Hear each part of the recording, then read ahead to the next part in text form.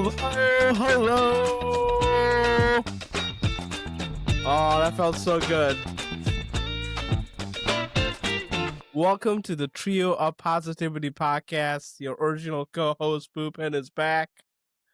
Christian is here somewhere. He's around. Whoops. Sorry. Miller got a little excited. Just a little excited. That's all. I thought I was drunk. We have a new technical person in the room guiding us today. A lot of chaos, a lot to get through. Everybody, welcome. Let's see, where are we? We're a Chicago Bears podcast, you guys know by now. Hoping to bring some positivity. We had some positivity going to the weekend. We'll see how the boys are doing after that game yesterday. Let's talk about the boys. Let's check in. Co-host Chris Miller. What's up, boys? How we doing? Well, first of all, this is the Trio of Positivity podcast. I don't think I heard the actual name of the podcast. I didn't hear anything about our social media. I didn't hear anything about our YouTube. Look at the stupid agenda. It's coming up next. Jesus. Brother, I don't care how you're doing. Shut up. You lost your time now. My time. Reclaiming my time. Listen, I am on location. I am in the beautiful Dominican Republic. I will talk about it a little bit, but trying to watch the game was an experience of its own. But glad to see you guys. Miss you guys. I heard there was some snow. I don't care. It's 80 degrees here and beautiful, and it's all inclusive. We have like a foot of snow up here. Yep. Did you flee after the Packers loss or before? Before, but I will admit, this nice Cuban that I have here, which you can't really see there. That's illegal. That's illegal in your country. But that was supposed to be my victory cigar, but there's going to be a lot that we're going to talk about. And thank you for hosting, because no idea what the agenda is, so I'm winging it today, boys. Aren't we all? Awesome. Well, for the podcast listener, the Cuban was a Cuban cigar, not a person. Just clarifying for the non-video audience. Thank you. Needed the clarification. Thank you. I wish it was a woman. It would have been fantastic. Can you imagine? Quick social plug. You can find us on the Facebook on the Trio Positivity Podcast. At Twitter, we are the Positive Trio. This is new. At YouTube, we are Trio of Positivity Podcast. We may or may not have a TikTok. I'm sticking with that line. We may or may not have a website as well. All that's out of the way. Usually, this is where Chris says it's Bears Victory Monday. It is not the case today. We're going to talk about that. Check in with the boys, how things are doing. Should we start with the overall NFL themes? A lot of big time games this weekend, boys. Watching NFL. What were your takeaways from this week of football? There's a lot of sucky teams that have really turned it around this year. Specifically, the Miami Dolphins. They've picked it up recently. It's kind of surprising. And then you did have the Cowboys for a little while. They were making a comeback until this week. But you had some teams that were really the Ravens, and you also have the Bengals. So, you have all these teams that were, almost counted out and are now, they're coming right, they're raging forward, and they could possibly make a playoff push. So, it's kind of crazy to see. Yeah, definitely agree. Chris, where are you? Yeah, ignore the karaoke that's happening in the background. It's Bruno Mars, Marry You. They're singing it quite well, I must admit. But does anyone want to win that division, Miller? It was Pittsburgh versus Baltimore. That game was for first place. If you hear Pittsburgh, they didn't know if they were making the playoffs. They wanted to fire Tomlin. And then all of a sudden they win, and now they're leading the division. I don't know if anyone wants to win. And I feel bad for my fellow Colts fans. An Achilles injury for Jones. Man, that Colts team, you talk about, I don't even know if you can call it a collapse at this point. It's just bad luck. I don't know. Yeah. Hey, guess what? Phillip Rivers is coming back. He's going to save their season. It's all good. That's brutal. First point, I think Bengals are the one team that wants to win that division. To come out, well, they did lose. Yeah, they did lose, but they, yeah, you're probably right. But they looked pretty good for a little while against Buffalo. But The Colts, I don't know. I feel like they were figured out pretty early. After once they started to play quality opponents, they really just these defenses said Jonathan Taylor is not going to beat us, and Daniel Jones will need to, and he just hasn't been able to. Yeah, but he was hurt too. It'll He be was hurt. interesting. He was Yeah. messing with, or he was playing with, I think something on his left leg, and his right Achilles is what gave. I like that. That's just so unlucky. And Miller, you were talking about the Bengals. There was the chance that I got to watch that game. I saw something that I didn't think was possible, which was, oh my god, I can't think of his name. The quarterback. He threw 2 back-to-back interceptions, and Joe Burrow. Allen. Joe Burrow. Thank you. Oh, Joe Burrow. And yeah, Joe Burrow threw 2 back-to-back interceptions on plays that you never see him throw, and that was like, to still make it that close against a really good Buffalo team was very interesting, to say the least. Let's do a quick tangent here on that game. Do you think we're gonna have some investigations going with T. Higgins? I was waiting for you to hate on Higgins because you got Chase on your team. I know. Wait, But, in what sense? In what sense? T. Higgins has been in concussion protocol 2 times already this year. He went into the tent this weekend, I believe. He then came out of the tent, and now he's back in the concussion protocol. That's some fishy shit to me. Wasn't there another team that went through that too, though? Yeah, wasn't it Tua? Oh well, maybe. The Jackson but I think I guard saw that also, replay where it was the back of his head hit the ground, right? Like they were showing that on the replay. Yeah, I don't know. It's been a lot of questionable injuries where teams don't know what the fuck they're doing. Yeah, questionable injuries, like Miller's point, questionable teams, right? Like the Chiefs are probably out of it. Texans and Jaguars are freaking surging. It's been a weird week. Lots of great matchups though. Probably the best week of football all season. I think there were like 5 or 6 games that were like really fun to watch. That's what I wanted to mostly cover there. After we're done with that, we got to bring home some sadness. It is Bears losing Monday. Bears, went up to Lambeau on a 5-game streak and then blew the game 28-21. Caleb threw a late interception, going for the touchdown play, and that's how the game ended. So, kind of want to check in with you boys. Miller, is this a good time for your glazing minute? And then we can follow up with the questions. The host speaks. The Brother, host gets. Jesus, what are you doing? Yes, come on, just tell him what to do.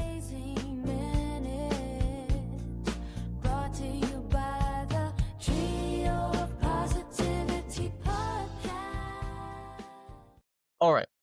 So, Caleb, we need to start treating Caleb like we treat a snowball.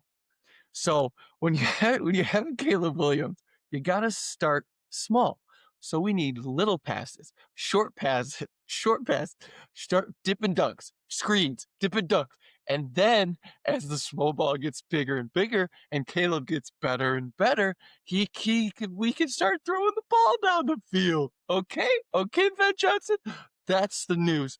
That's the news from me. That's what you need to do in order to be successful, because what we've seen lately out of Caleb Williams at the beginning of the game has been trash. And this week in particular started, I think, 1 for 6, and it was just pretty awful. He airmailed a few throws, but thankfully he improved. But come on, start slow and work your way to bigger plays. Yeah, for sure. First half was it was ugly, but reminded of, like, I don't know, we were complaining at some point this season that, hey, like, why do we only score in the first drive? And now I'm going back to like, hey, I missed when we scored on the first drive, because I think it was like, what was it, 3 yards or something? It was like a crazy, so at some point in the stat, it was like a crazy amount of like yards in there. But agree with you. I don't know if that's the right analogy, but I would love for us to be like, I like you said, get a first down here, first down there, build some momentum, let them go. That seems to work better too. Chris, any thoughts? You know what? Oh, good Lord. Um, unmuted at the right time apparently. So I watched that game, and yes, there's some things that the Bears could have done as a whole, but as far as Caleb is concerned, I think we've seen that in other games, and we were expecting that second half turnaround, which we did get. I think our group chat was moderately quiet during the game, at least from what I saw, but there was a couple of thoughts that ran through my mind in which the Packers really scouted Caleb very well, to the point where I started asking, is Rome the guy that Caleb needs on the field to just feel comfortable? And even though the run game did its job, where the play action was still working, like I think there was a point where I saw a couple drives where you really don't expect them to run, and then they still got yardage. The second half, it was just play action after play action, and it was working. So I agree with Miller where you kind of have to start slow. But I think correct me if I'm wrong, if Rome is in that game and maybe he's a bit more comfortable, maybe we get more shots. I don't know. But yeah, I think if you start slow with him, which is funny because we talked about that with Fields and with Mitch, where we were like, oh, he was doing all these short passes, all these short passes. But we've said it before where you get more confidence when you see those completions. That I think the second half, you kind of saw it, and then he was just playing. He was playing fine. I mean, I don't know how you guys would rate his performance, Miller. After your speech, how would you rate his performance? His performance overall, the first quarter was pretty bad, in my opinion. And then he had the interception at the end. So, I mean, if we're going to do a positivity scale out of 10, I would rate him probably like a 7.5, Okay, that's I'm with you decent. there. like I'm 75%. I was I saying mean, like a 7, and then the only reason I would dock him was because of the first half. But there was that one bullet that he threw that even I had to say in the group chat, like, holy crap, that's a QB.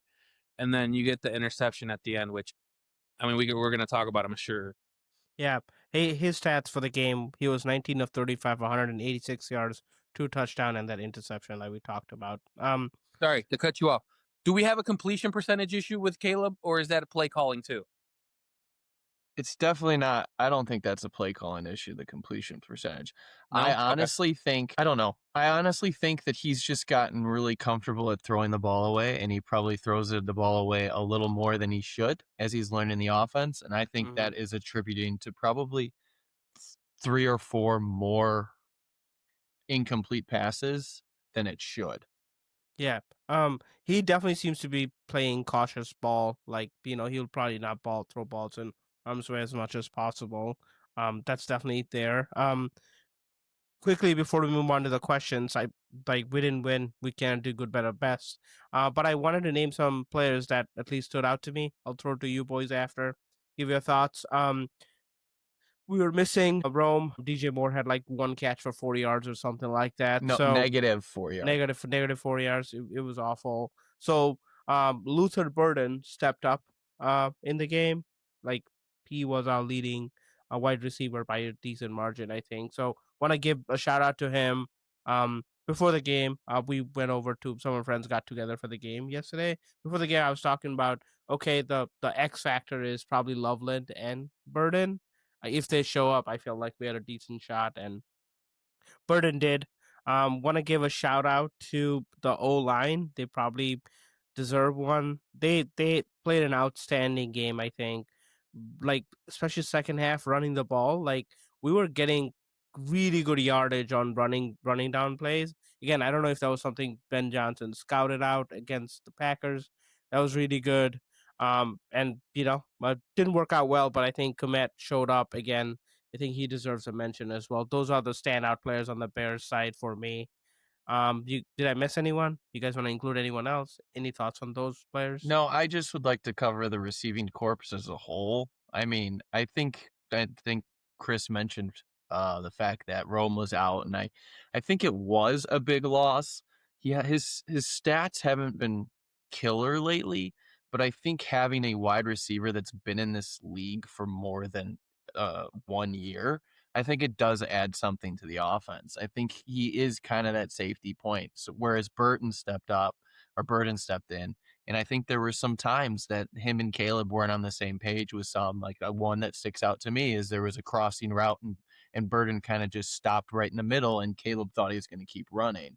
Burden did play a good game, I'll give you that. But and also the blocking for Burden, I don't think it's as good as Rome either. So, but overall, the lack of touches for DJ Moore is very surprising. I don't know what's going on there. I know the coach even talked about it afterwards, saying that they dialed up a lot of plays for DJ. So obviously there were a few in the first half that Caleb just missed.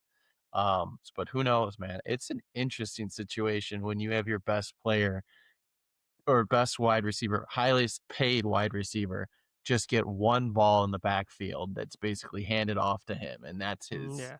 his lone catch for the day. Yeah. Bad news is I don't think Rome's coming back anytime soon. There's talks of stress fracture and stuff like that. He'll at least be out a couple of games, I think, if not more. So, moving on to the questions, I'm hoping to cover more of the game in these questions. All that hype, right? All that hype we went into this week. The results were the same it has been recently. Was this a loss, just a bump on the road to playoffs? Are you guys concerned? Go ahead. I'm concerned. I think the Packers were probably the team that scouted us the best.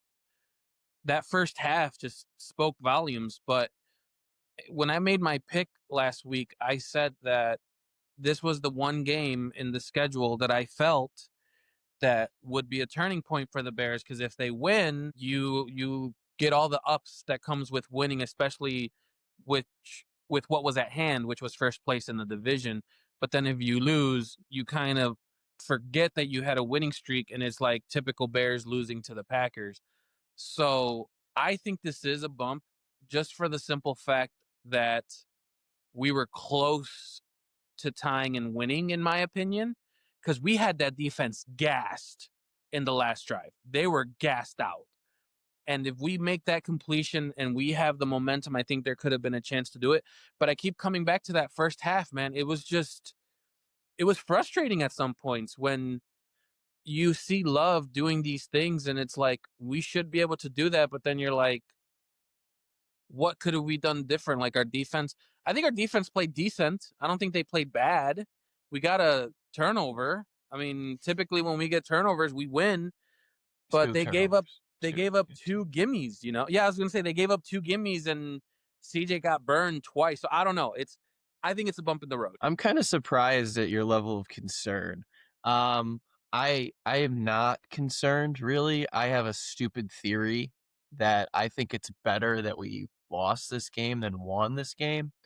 The reason being, I think if we did win this game, I think we could see a letdown against Cleveland, and that was one thing that we couldn't happen. So I think the fact that we lost this game, in my opinion, is better for this week. And then it'll also allow us to continually focus again Packers at home. And I think getting 2 out of these 3 games here were the most important thing. Yeah. So that's kind of one of my theories. Going into the defense, we'll talk about that in a bit. But yeah, I'm not too concerned about it. I felt like we had a tough start.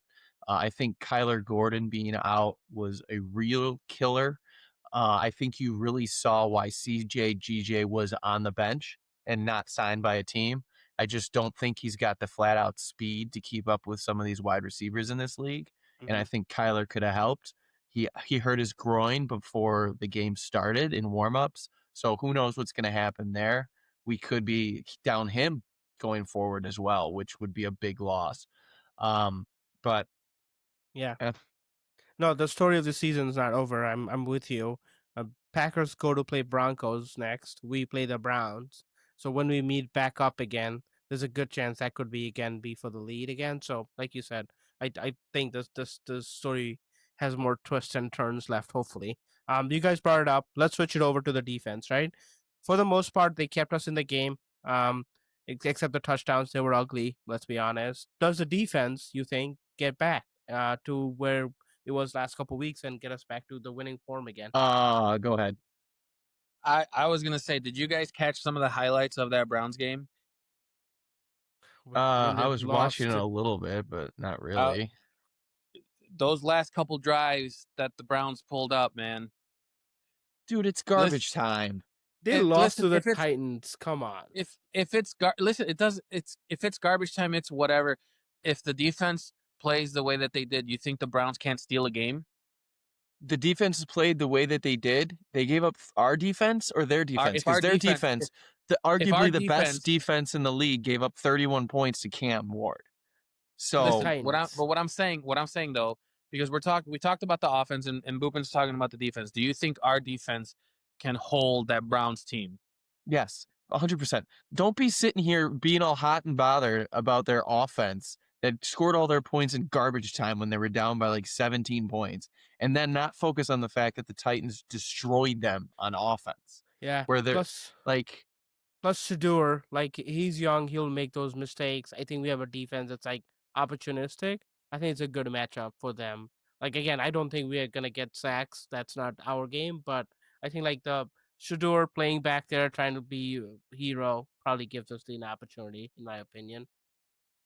the scariest thing to me about this defense is it could go to Chris's point about the scouting. I don't know what happened, but the lack of getting home on blitzes in this game was quite embarrassing. There were multiple times where we probably had 6, 7 people in the box and we got stopped by 5. Yep. Yep. And in those situations, I think 1 or 2 led to long touchdown throws. And that's the story of the game. Let's be honest. You had the one to Milton at the end of the half, and then you had the quick one to Watson and the long one to Watson. You had 3 plays that accounted for 21 points. And it's just like, you got to figure out how to be better up front. And I don't know if there's a way to do that. So I think if you do play a quality team and specifically a quality quarterback that does have stature and knows what they're doing, which we will have that the 3 of the next 4 games, I think we could run into some issues. Yeah. Well, not only that, but there was a run. I forget who was the running back on the Packers where it looked like the tackle was made and he broke it and got like Jacobs. 15, Yeah. got like Jacobs. 15 more yards on it. Yeah, that was horrible. Like that was pretty bad. Like It goes. You know how long it's been since I've said, "Can we tackle?" That it's been a long time, but like it's the little things. Like, but see, those to me are like the backbreaking plays that happened early, and I think that was a first half run, if I recall. No, That was second half? that was end of game. People are saying that is bigger than the interception. The fact that we Wow. let that go, because it put the Okay. offense in a bind of having to score a touchdown because it was a Oh, third that's and right, like because they 1. scored the. Yeah, And you're then right. if we would have tackled them, I think there was like 4 or 5 minutes left. Odds are they would have probably kicked the field goal, even if it was 4th and 3, because it would have put them up going forward. So that people are saying you could argue that was a bigger miss than the interception. Yeah, sorry, boys. I just remembered the plays, but since I don't have the agenda in front of me, but you're absolutely right. Because your notes would have been on that agenda. Well, the scoring plays would have been on the agenda, so I would have known to look before I said that. One thing I think we can criticize, and you guys can correct me if I'm wrong, but I didn't see any creativity. Like a couple of times, CJG's the last couple of games has gotten sacks with a cornerback blitz, like our safety blitz, coming out of nowhere. I didn't even see that. We would just try and bull rush people. There was a TJ Edwards one that I remember almost got home. I think there was some, but that's what I'm saying. We blitzed a lot. I remember watching it. I thought I saw something there. They threw some stats up there that they were like 15 of 15 or something in passes for like 100 and something yards on our blitzes. It was really bad, the lack of getting home. And not only that, the lone sack came from Montez Sweat, and I think it was off of off a bump or something like that. So like, I think some of the stuff the Packers kind of did on their own to just help us. I will say though, I don't know how you guys feel, and I don't know if this is a question. The refs were awful. The refs were awful that game. There was the personal foul. Thank you, but come on, but that to me was like the refs really got involved when they shouldn't have. Yeah, the refs had a pretty poor week this week too. They were like way worse plays than our plays. But anyway, that's a topic for another day. But before we move on, I really want to touch on what your guys' opinion is regards to the play calling. For me, there are two big moments in this game that stood out. One, well, I kind of already covered in my Miller's glazing minutes. The lack of short, easy passes at the beginning of the game to really get this offense in a flow, I thought was an issue. Yes, I mean, the first play of the game was like a 15-yard out, and the next passing play was like a 30-yard dagger. Caleb should have hit both, don't get me wrong. But I really feel like a lot of times Ben starts it with some short, easy stuff to kind of get going. And I really don't remember seeing that until the fourth drive. Because even when we got that field goal or that interception that put us on the 40-yard line, like there was a position there where we were 3rd and 15, and Ben dialed up like a long pass play rather than just a short, easy cut, a dip and dunk, get us 7-8 yards and get us on the board, because that was a huge momentum shift there. We got the ball on the 40-yard line and we lost 5 yards and ended up punting. But there were just a lot of stuff at the beginning, and then I'll let you guys go, and then I'll have my next play that we all got to talk about. Boop, and I want to hear your thoughts because I think I might go on rants here and I don't want to go too long. So go ahead.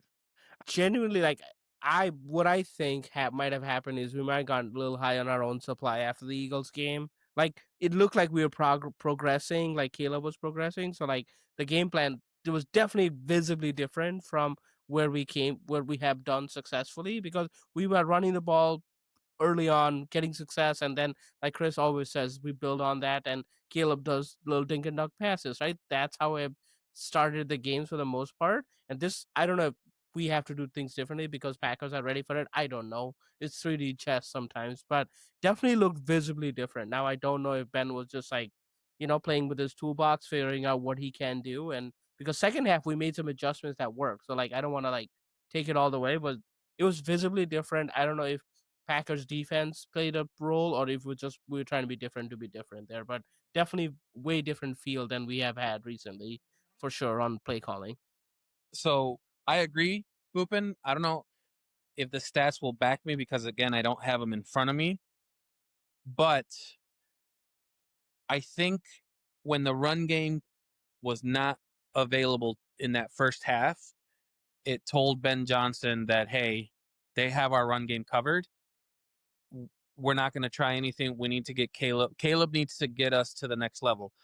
I, on the other hand, after watching the game, and I don't know how you guys feel about this, Manungai needed to get the ball and just run through every single gap possible. I don't care if there was 12 people in front of him. Just let him run over them, because that is what I think happened in the second half that got their defense tired, is that Manungai didn't give a shit. He was going to hit people. He broke a piece off of a Packers helmet.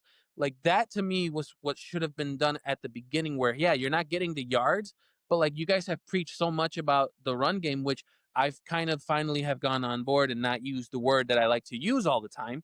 But I think in this case, Yeah, it's even been if you one weren't, whole week. Thank you. it's been one whole week. But can you guys agree with me in the point that if you guys saw 2 or 3 yards like little chippies, but he was hitting them, he was being aggressive, you would have been completely okay with that, and then seeing more play action early on? I just think Ben Johnson felt that the run game was not there and he needed to try something new.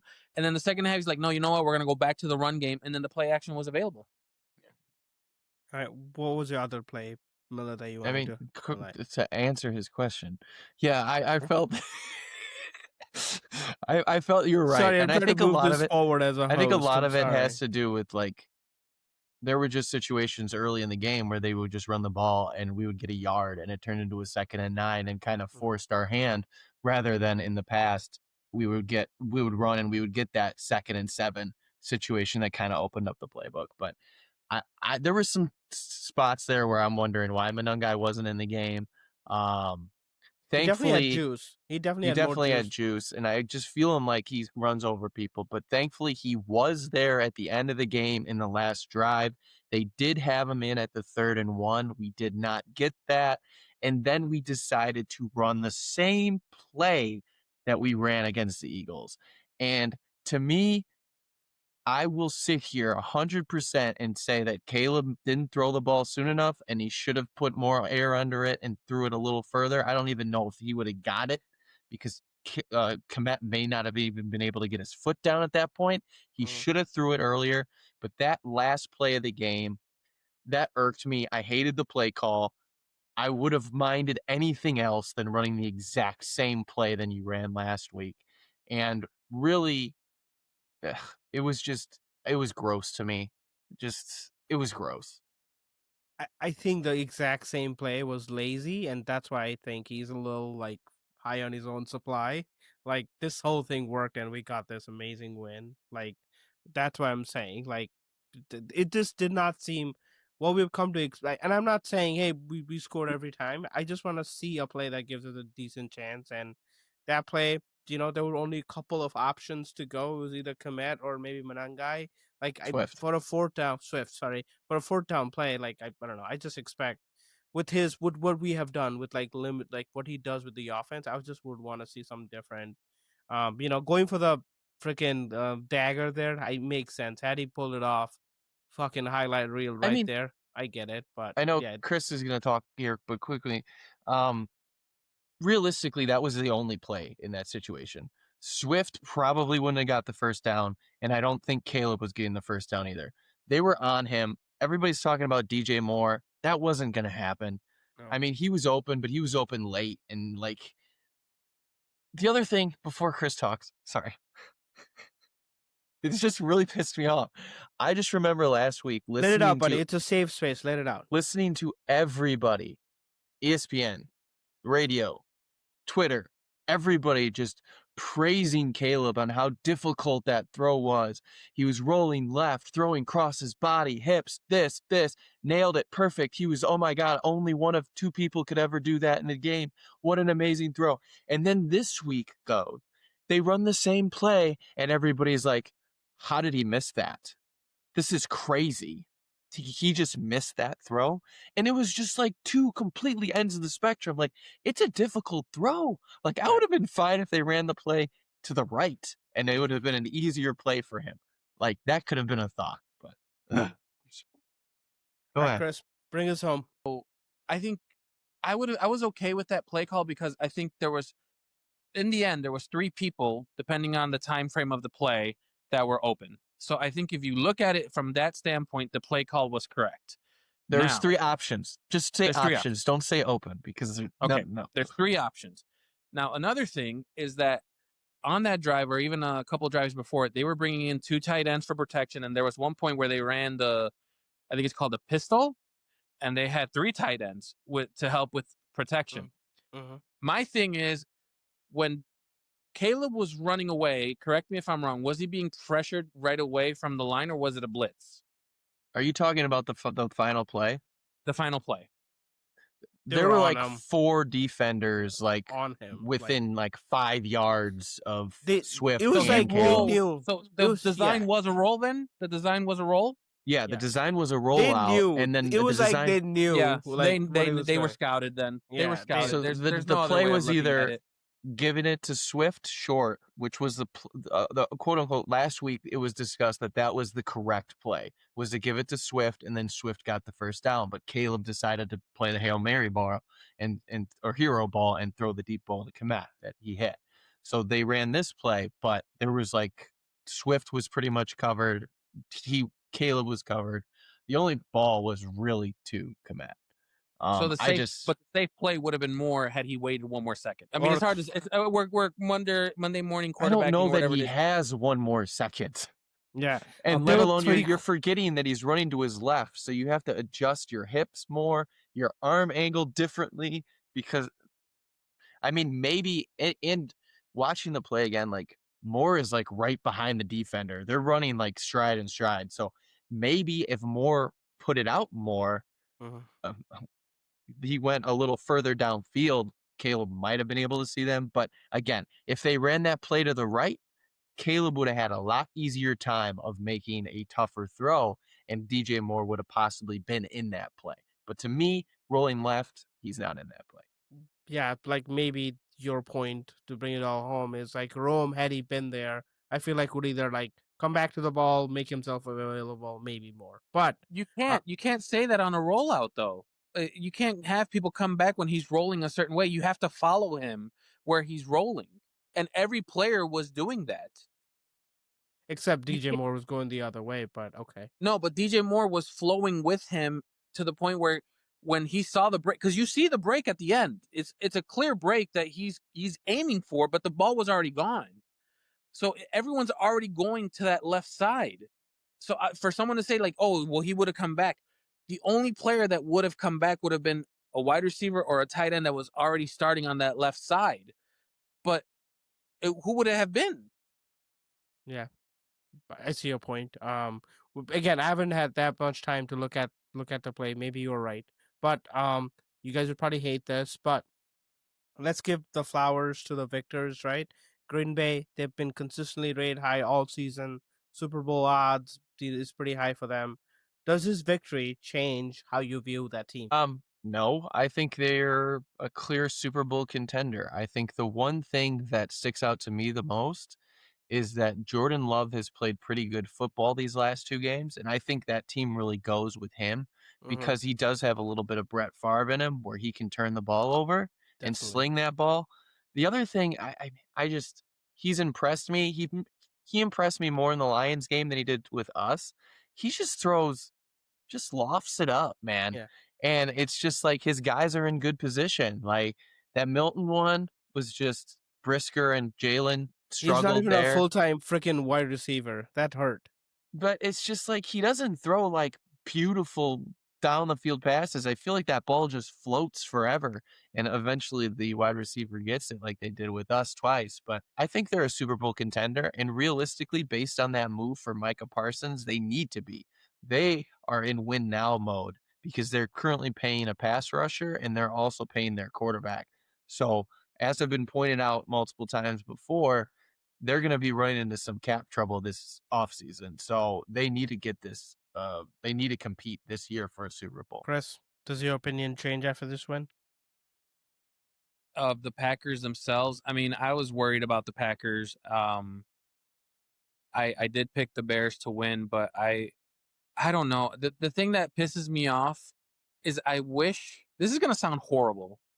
Is that I wish the Bears were not in the position they're in right now of being in the hunt for first place in the NFC North to the point where these games are not being used to evaluate. These games are being used for positions. And it's very hard for me to kind of tell you, like, yeah, the Packers are this and that. Like Miller brought up amazing points, and I agree with every point that he's brought up because at the end of the day, it's like if we beat them again when they come to Chicago, we're beating a Super Bowl caliber team. And that also puts the Bears back in that spotlight of deserving to have the North and possibly the NFC. Like the NFC, for whatever reason, the tops are so wide open now. And any game that you look at from NFC contenders is just going to have more value. So yeah, I think the Packers are doing exactly what they needed to do. They're winning when they need to, and sadly, we just happen to catch them at a time where they're just really good. Like there's no other way of putting it. Sorry, going to Chris again. Going back to what you said about you were concerned about the Bears. Watching this game, I really have a tough time feeling that way, as I pointed out at that time, just because this really felt in the second half. We had our issues in the first half, but in the second half, it really felt like a playoff game. And you're playing a Super Bowl caliber team. We put up a fight. We came back. Caleb made some great, crazy throws to get us back in this game. And so to say you're concerned at that point, it's just like, man, we were 14 yards away from tying the game and probably going for 2 to possibly win this game. And this was a playoff atmosphere. So that's where I am with the Bears. And it's just like, we were in it against probably one of the best teams in the NFC. I guess this to say this, like, of my concern, there's a lot that concern me about the Bears, but primarily in the multiple games that we've played, we've always brought up the defense and like how healthy they're getting. Now we're at a point where we get injured pregame. Our main wide receiver is out. Are we even staying healthy enough to be competitive in these games? where we can actually evaluate ourselves. Like right now, we can say, oh, we have all these injuries. Maybe this play doesn't happen, or maybe this doesn't happen. But because our record is what it is, it's like we can't afford to be like that anymore. We have to say, this is our strong point. And I agree with you guys finally that our running game is our strong point. But Is it that's, consistent though? I mean, I'm going to have to change my theory on the consistency, because that second half, we had them gassed. We had them gassed. There's no other. They were begging to get off the field, and we kind of like the Dennis Allen. We let him off the hook. We let Like him off the hook. we let him. You can say we let him off the hook. Now, if Fuller's there, or if our defense is a little bit healthier, if Rome is there, can we see different things? I don't know, and that's what's concerning to me. Because what if Rome comes back, but then this organization fucks up and doesn't know how to get healthy, and then someone else is injured? Like, I haven't had a ability to kind of say, like, when we're all there, this team is X or this team is Y. You know what I mean? So it's a horrible excuse of an answer that I'm giving, but like that to me is a concern. This team played great. What if the Packers scored more points in the first half that we couldn't catch up, though? That the Bears did not have enough in the second half? What if the play calling, like Miller's saying, was great at the first half, but then they scouted us and then they got worse on the second half? There's just so much that leaves questions for me that maybe other Bears fans don't see, and they're just like, you know what, it is what it is. But I'll tell you this, like, I came out of this game, even though Miller in the group chat was saying like he was upset about that last play, I came off saying we let them off the hook. We had them. They were gassed. We would have probably gone for two. Maybe that play would have been dog shit. We don't know. But we had them. We had them. And I just wish we had them when we had a lead. Or I wish we had something like, I just hate playing coming from behind with the Packers. I don't know. That's my rant. I'm sorry. I went long. No, no, that's fair. Like again, the win for me is like when we play in Lambeau, we lose 31-10. You know, like that's when the game ends. The fact that like we're one catch away from tying the game, like going to for it to win it, like gives me hope, is what I'm saying. But that's a good point. Let's put a But bow on Ruben, this. we have fans that were saying, "Oh, Lambeau's ours because Caleb is 1-0 at Lambeau." Which That is argument's gone. That argument. Well, it was also that Ben Johnson, I think, is like 4-0 at Lambeau or something like Well, that. yeah, but not only that, but Ben Johnson also made the statement like, "Oh, I love beating Matt LaFleur twice a year. You already lost once. let him Like you're." be. Oh, Let him come be. on. But what I'm saying is like It's everything is good coming. TV. You know you have to take a rip at the Packers when Yeah. when you're doing your presser. We're gonna take Yeah, I NFC also- and never give it Did- back. You know. Did you hear though? Did you hear in the one of the interview or the post game? Not post game. In the during the game where they were talking about like, oh, we talked to Ben Johnson, and apparently they were like, the the management and ownership made it a big deal to be competitive with the Packers. Like, He no said that? fucking shit. They're trying to Yeah. bring the whole like lovey thing. It's like, oh well, we need to beat the Packers, but like for ownership to come and tell someone like, hey, no, we really like we want you to try to beat the Packers. Like it'd be great if you can, like that's just so dumb. I'm It's ranting. dumb. The Mai Tais are Yeah, hitting me. boys. you are ranting. Okay, let's put a quick bow on this, right? Where do we go from here? Oh, we are like 7th seed in NFC right now. Playoff odds are decent, but worse than where they were. Divisional odds obviously got much harder to win their division after that loss. Where do we go from here? Where do the Bears go from here? Beat the out of the Browns. That's the only thing we have. It can't be a close game. I'm sorry. It can't be a close game. Beat the out of the Browns. That'd be beautiful if we did, because yours truly will be attending. But I really think you have to boil this down to 6 games, Wait. 2 sets of 3. You're going to the game? Yeah, I'm gonna be there. Sunday. Hey, all right. You really have to boil it down to 2 sets of 3 games, and the first one was a loss to the Packers. I think you have to go 2-1 in this one, and I think you need to go 2-1 in the second one. And if you can do that, you're gonna probably make the playoffs.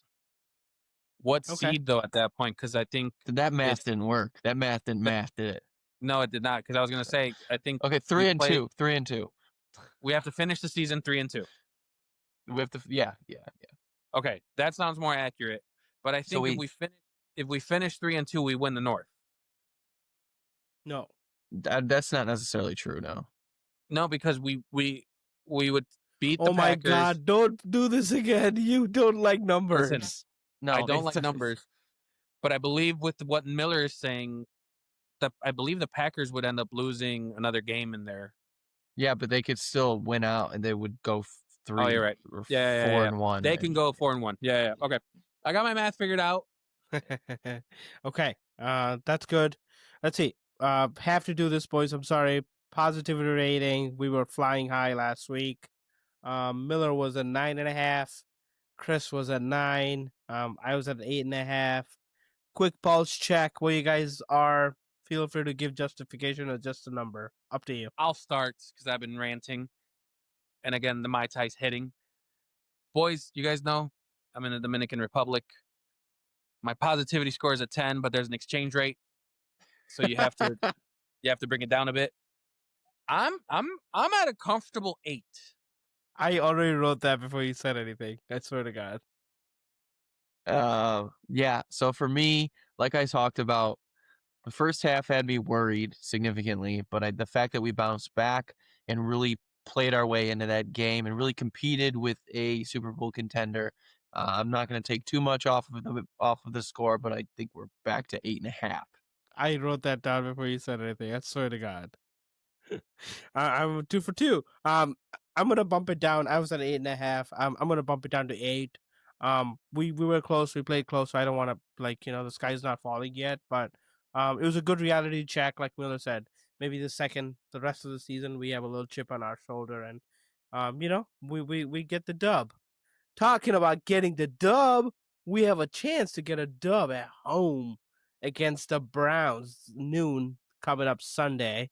They're visiting. The over-under is at 40.5. We are a 7.5 point favorite, boys. Now, I know it's the Browns, but it's good to see the Bears being favored by a touchdown more than a touchdown. Yeah, they're 3-10. We are 9-4. What do the Bears need to do, boys, in your opinion, to win this game? We need to stop Myles Garrett is what we need to do. We need to control Myles Garrett. Like we Brother, did. Go with another solution. No other team can do that. Pick something else. But No. we did a pretty good job on Crosby. No, we didn't do a good job against Crosby. No, we didn't. You're Against starting off on the wrong Micah foot there, Parsons. We did a pretty good job with Micah Parsons this game. They didn't say his name that much, and that was impressive. Brother, we had 2 tight ends and fucking Chipper helping at that same side too. Of course, he's not gonna do it. You know what he did this game? He caused Caleb to run the other way so that the other guy gets the sack. Right. Okay. Yeah. But he didn't do anything. Well, that's what you do when you have good game plan. If there's one game interrupter, you go the other way or you run at them right away. That's what you do. You make the other players right.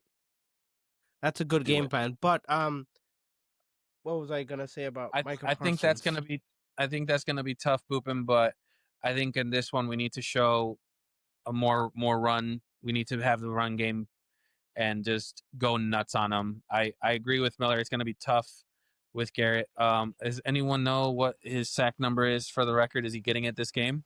No, he needs 3.5 still. He just had 1, I think, last game too. He has been he was having like 5-yard and 5 sacks and 4 sacks game. That's not the case anymore. But like he's slowing down. Miller's not gonna see history then. But hey, that to me is like the one thing that I feel like if the Bears can run the ball and that play action becomes available. And I did say last week that Loveland would have a game, although that miscatch really did hurt him. But yeah, I think running the ball would be key, Boopin. Cool. Let's flip the script on the Browns. What do they need to do to stay relevant? Well, before that, what are your thoughts, Boopin? What do the Bears need to do to win?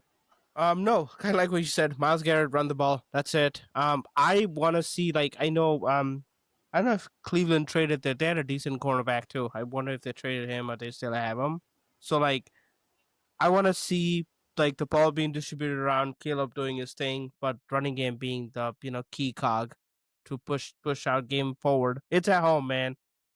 After that loss, we need to show them it's our house. I agree. What do the Browns need to do, guys, to stay relevant in the game? I think Shador needs to avoid turning the ball over. That's huge. And I think that's the biggest thing for them, to prove that he's put up some good numbers. I think he has more yards in a game than Caleb does this year. I think he's put up some good numbers. And I think if he can limit the turnovers, I think they have a shot, to be honest. Yeah, I think the Browns are in that position where they're trying to see what they have. If they really want to win this game, getting turnovers will be very, very helpful. But I kind of want to see what Sanders does. I know Miller was saying like some of the points that were scored were during garbage time, but like I think some of that stuff, even if it was like Caleb in his shoes, you kind of want to see that improvement. So I think as much as they're going to try to win the game, I think they just want to see what's happening with their quarterback situation, which I don't know what they're doing, because I think they pulled him from the 2-point conversion too or something like that. Like the Browns are just being the Browns right now. They're Browning right now, yeah. No, like they have a decent like running back too, Marion Hampton. No, sorry, Quinshawn Judkins. So like I think that's something they lean on too. Like, their O line is decent. I feel like that takes the ball away from Shador a little bit. With the linebacker injuries we have, that could be an avenue they could pursue as well. Yeah. All right, all that beautiful talk done. It's time to get back to brass tacks and make some prediction, boys. As you guys are thinking over what the score might be, let me remind you of where we are in the standings. You two gentlemen are leading at 9-4. Miller correctly predicted the loss, so he's climbed up a spot. Christian, you got a loss. You Yes, which when predicted I the get back, dub, we will definitely and review I'm the right below comments. you guys at 8-5. When I get back, What we do will you definitely think review happens this week, boys? 20-13, Bears win. Ooh, low scoring game. All right. Uh-huh. That's low. Can you guys hear me? Yeah. Okay. I was saying we will review the comments on my short because there was a lot of Packers fans there, so we'll do that next week. I think it's also going to be a low scoring game. You said the over under was 40? Yeah, 40.5. Man, that is low. I'm going to go 2010 Bears. What a fucking copier. You just said we needed to kick their ass. That's wait, hold on. Time out. Hold on. Time out. You last time said that if it was a double digit game, it was a blowout. Did you not say that? I don't remember, but I might have, but yeah, you said that. So I'm following. You know what? Fuck you. 23-10. You just to be. That's a blowout right there. I don't know why you guys are being so freaking coy and modest. I say we win 27-13. Let's go Bears. This is our house. This is the first time all three of us have finally picked the Bears to win. Landon will be proud in the comments. Yes, he will be. Yes, he will be. I mean, my theory. But you know what this means, right? You know what this means, that we're going to lose because we picked them to win. No, also, shout out to everyone that left comments. We appreciate it. It's been a lot of fun building whatever the fuck you want to call this community, but it's been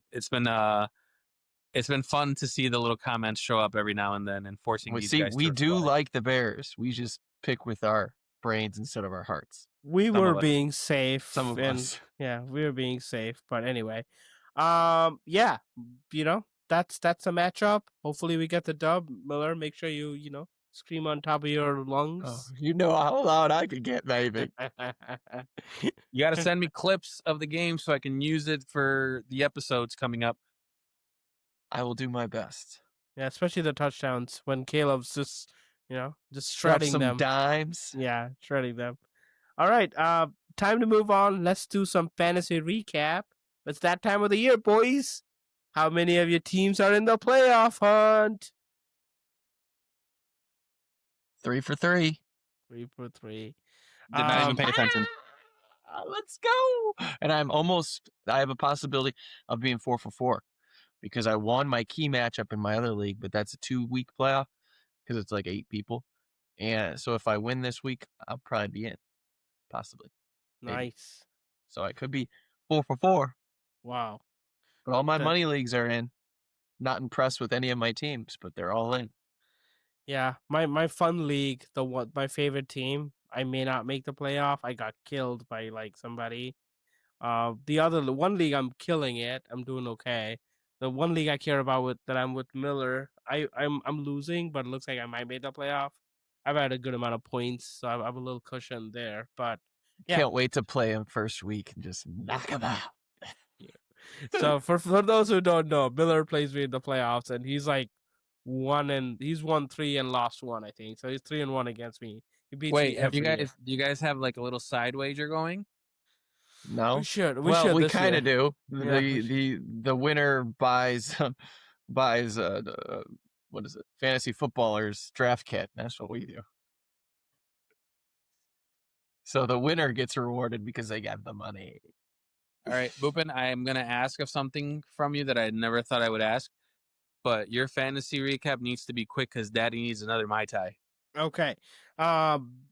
Biggest question after week 13. Couple of questionable running backs. Kenneth Walker, Jonathan Taylor. Risky plays in the playoffs? We roll with them. Miller? Why Kenneth Walker? But he hasn't done much recently. He's Okay. like Charbonnet has been getting majority of the carries. He gets the touchdowns, but yeah. For me, Jonathan Taylor is 100%. Mainly because their lack of quarterback at this point, but also because of the fact that they're going up against some stout defensive fronts. Because I think they have Seattle this week, Yeah, right? they have the tough couple of matches coming up. So I think there are some red flags with Jonathan Taylor because that offense is now going to change under this the new quarterback. And even if Phillip Rivers gets there, realistically, I still think it's going to be a big change. I think that's a joke. I hope he doesn't play. He looked horrible when he was last on the field. I don't know if you guys remember that, but okay, Chris, this question was just here for you. So Oh God. I'm going to give you 3 names. Two Oh of them God. two of them played quarterback this week, okay? You got to pick Oh. who was not a quarterback this week. The first name is Brady Cook. Second one is Riley Leonard, and the third one is Jake Roque. One of them 3 wasn't a starting quarterback this week in the NFL. Starting quarterback? Yeah, I mean, I guess he played the game, not starter, but he came in the game. Okay, so then it's not a starting quarterback. Yes, I'm sorry. He played. Okay, say the names one more time. Brady Cook, Riley Leonard, and Jake Rourke. Riley Leonard. Miller, you got any opinions? Brady Cook, I believe. No, Jake Rourke is a fake one. Brady Cook and Riley Leonard were both starting quarterback that played in the NFL this week. Who's Brady Cook? I thought Brady Cook was from the Bills. No, Brady Cook is No, that's Mitch Trubisky. Backup in Jets, I believe, because Justin Fields was inactive. And Tyrod got hurt? Or Tyra got hurt like first play, I think. Oh. It was pretty early. I knew Riley Leonard was the Colts guy, I believe. Yeah. Sorry, Chris, thank you for playing. This is mostly in there for you. But like my point was it was injuries to quarterbacks this week. Like so many, like Kenny Pickett was in the game and a couple other people were in the game that had no business being out there. It was a tough week. Talking about quarterback injuries, Jane Daniels from Washington is likely he injured his same hand that he was recently hurt. There's a good chance he doesn't play rest of the season, especially looking at the record. Daniel Jones from Indy, like we talked about, tore his ACL out for the year. Geno Smith left the game with an injury too. Kenny Pickett. Who tore his ACL? Daniel Jones? No, he was torn Achilles. Achilles, sorry. Thank you. The ACL came from Ertz. Zach Ertz tore his That's ACL. good call. Good call, Cuban boy. Oh wow, you keeping up over there. That was a test. You passed. Geno Smith also got hurt, left the game. His injuries. The liquor is wearing off. He needs more Mai Tais. And lastly, Tyrod Taylor was also hurt. Quickly, Devon Achane. I sucked so much of this pineapple, the liquor's gone. Better speed it up, brother.